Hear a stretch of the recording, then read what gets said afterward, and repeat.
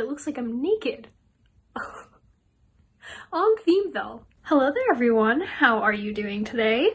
My name is Jessie, I'm a screenwriter, and on this channel I like to talk about media, film, TV, all of that stuff in relation to screenwriting. Today, we're going to be discussing Twilight's distant cousin, 365 Days. Now, if you're unaware of this series, honestly, I'm jealous. How did you do that?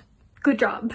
365 Days is an erotic thriller about a Polish woman who gets kidnapped by an Italian mafia boss and given 365 days to fall in love with him.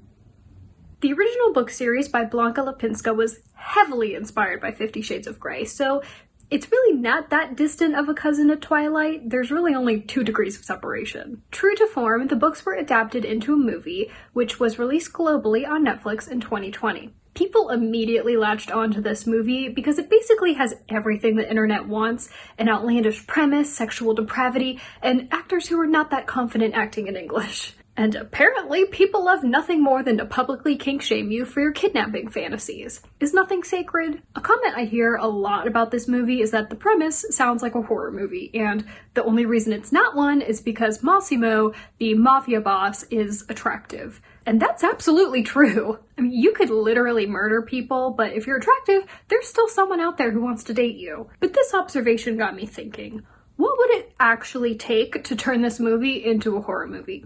More specifically, how little effort would it take? Because you know I'm a lazy bitch. Let's discuss. I think the quickest way to do a lot of the heavy lifting here is through the soundtrack. There's a great many pop songs in this movie, and every time one came on, I was like, what?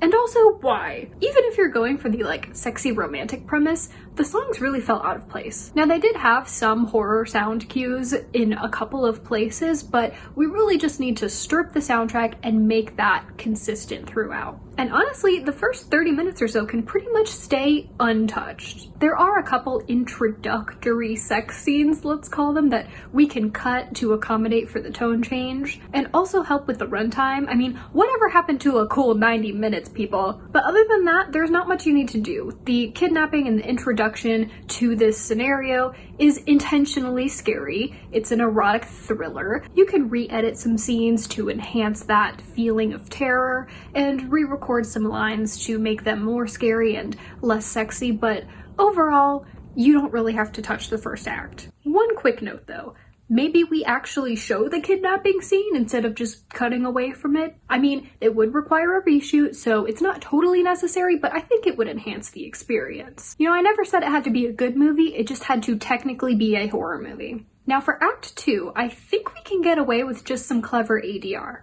It'll be tricky, but if we're trying to get away with doing the least amount of work, I think it's possible. The routine for this part of the movie is basically that Laura teases or provokes Massimo in some way, he lashes out and threatens her, and she retreats. So all we really need to do is tweak the lines and the performance a bit so that it reads more like Laura is either, trying to escape Massimo and then he threatens her, or she's doing a tend and befriend thing, but she's still obviously afraid of him, and then the routine can proceed as expected. For example, when she jumps into that fountain off screen, we can just turn that into an escape attempt and then say that Massimo tackled her into the fountain to recapture her.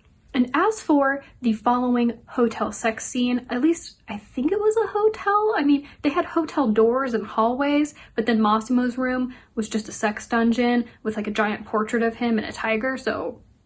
But anyway, in the original, Laura is feeling sassy or something, and she goes to Massimo's room to tease him or something. So all you need to do to make it scary is just add in an ADR line where one of the henchmen comes to her door and is like, Massimo wants to see you. And you can pretty much go through the scene unchanged. She goes into the room, she gets trapped in there, Massimo ties her up and wiggles his dick, I don't know. And you really just need to add in some ADR of some frightened gasps from Laura throughout the scene, and you're good to go. Job done. Now Act 3 is where things get tricky. We're gonna need to do some reshoots. In particular, the boat scene. In the original, this is where Massimo and Laura get together.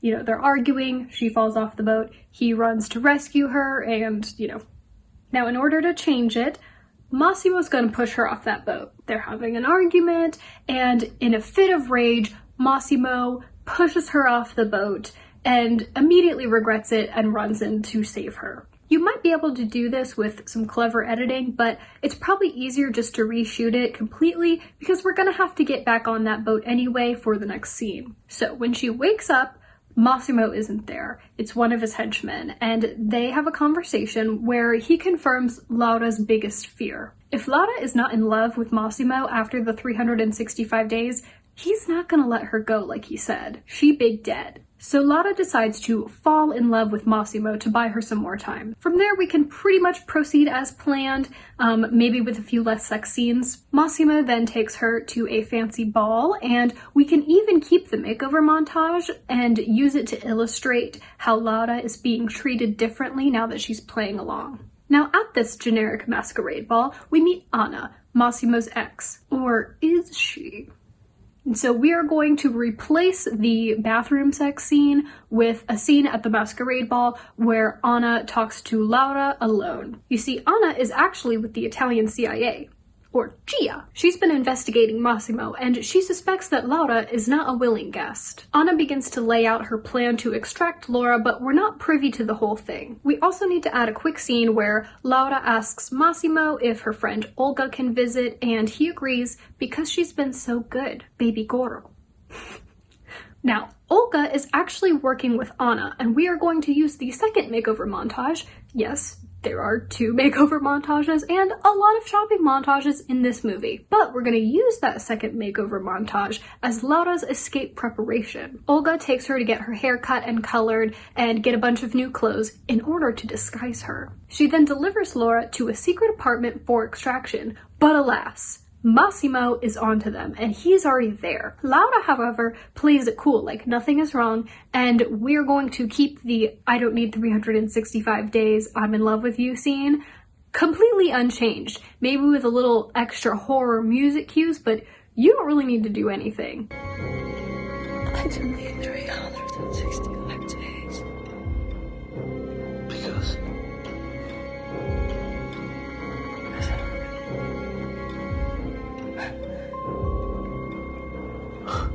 So with Massimo reconvinced that Laura is actually in love with him, he agrees to let her go wedding dress shopping with Olga. This is their actual escape time. All we need to do is reshoot the quick scene in the car and have Laura and Olga talking about the escape and, the fact that they're going to the airport. And then we will introduce a new scene at Massimo's castle where Anna has come to seize his assets. She tells Massimo that Laura is safe, and Massimo is actually unfazed.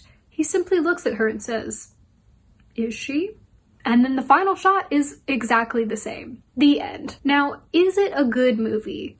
Well, if you remember, that's not the criteria. Is it a horror movie?